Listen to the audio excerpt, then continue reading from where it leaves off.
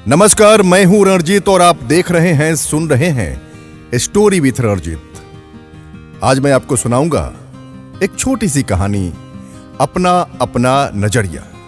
इस कहानी को मैंने वेबसाइट से लिया है और मेरा आपसे एक निवेदन है कि यदि मेरे चैनल को सब्सक्राइब नहीं किए हैं तो आप जरूर कर देंगे। तो आइए सुनते हैं कहानी अपना अपना नजरिया। एक बार एक संत अपने शिष्यों के साथ नदी में स्नान कर रहे थे। तभी एक राहगीर वहां से गुजरा तो महात्मा को नदी में नहाते देख वो उनसे कुछ पूछने के लिए रुक गया। वो संत से पूछने लगा, महात्मन, एक बात बताइए कि यहाँ के रहने वाले लोग कैसे हैं? क्योंकि मैं अभी अभी इस जगह पर आया हूं और नया होने के कारण मुझे इस जगह के बारे में कोई विशेष जानकारी नहीं है। इस पर महात्मा ने उस व्यक्ति से कहा कि भाई, मैं तुम्हारे सवाल का जवाब बाद में दूंगा। पहले तुम मुझे यह बताओ कि तुम जिस जगह से आए हो वहां के लोग कैसे हैं?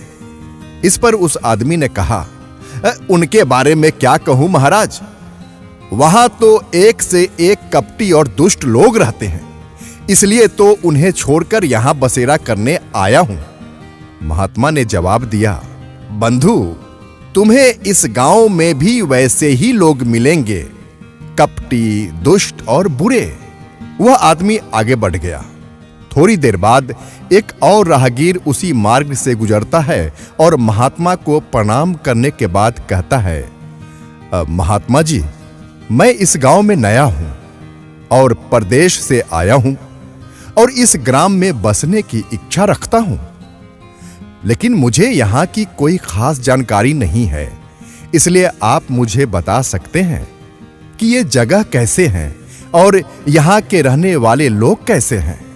महात्मा ने इस पर फिर वही प्रश्न किया और उनसे कहा, मैं तुम्हारे सवाल का जवाब तो दूंगा, लेकिन पहले तुम ये बताओ कि तुम पीछे से जिस देश को छोड़कर आए हो वहां के रहने वाले लोग कैसे हैं? उस व्यक्ति ने महात्मा से कहा, गुरुजी, जहां से मैं आया हूं वहां भी सब लोग और सुलझे हुए और नेक दिल इंसान रहते हैं।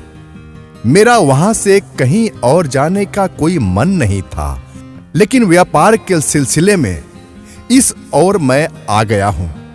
यहां की आओ हवा मुझे भा गई है, इसलिए मैंने आपसे यह सवाल पूछा है। इस पर महात्मा ने उसे कहा, बंधु, तुम्हें यहां भी नेक दिल और भले इंसान मिलेंगे। वह राहगीर भी उन्हें प्रणाम करके आगे बढ़ गया।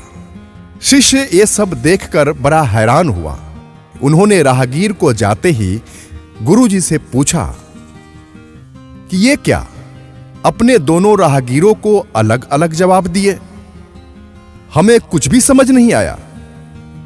इस पर मुस्कुराकर महात्मा बोले, वत्स, आम तौर पर हम अपने आसपास की चीजों को जैसे देखते हैं वैसे ही होती नहीं है, इसलिए हम अपने अनुसार अपनी दृष्टि से चीजों को देखते हैं और ठीक उसी तरह जैसे हम हैं। अगर हम अच्छाई देखना चाहें तो हमें अच्छे लोग मिल जाएंगे, और अगर हम बुराई देखना चाहें तो हमें बुरे लोग ही मिलेंगे। सब देखने के नजरिए पर निर्भर करता है, यानी पॉइंट ऑफ व्यू। दोस्तों, इस कहानी से सीखते हैं, जिस तरह हम लोगों की सोच एक जैसे नहीं हो सकती और उन्हें समझने का हमारा नजरिया भी एक जैसा नहीं हो सकता। कोई इंसान ऐसा होता है जो हमेशा अच्छी चीजें सोचता है, तो कोई ऐसा होता है जिसके दिमाग में हमेशा बुरे विचार ही आते हैं। उसी तरह कोई व्यक्ति ऐसा होता है जो हर बार, हर जगह, हर वस्तु में कुछ न कुछ अच्छाई ढूंढ लेता है, तो कुछ व्यक्ति ऐसा होता है जो हर चीज में कमियां निकालता है। यही तो अपना अपना नजरिया है।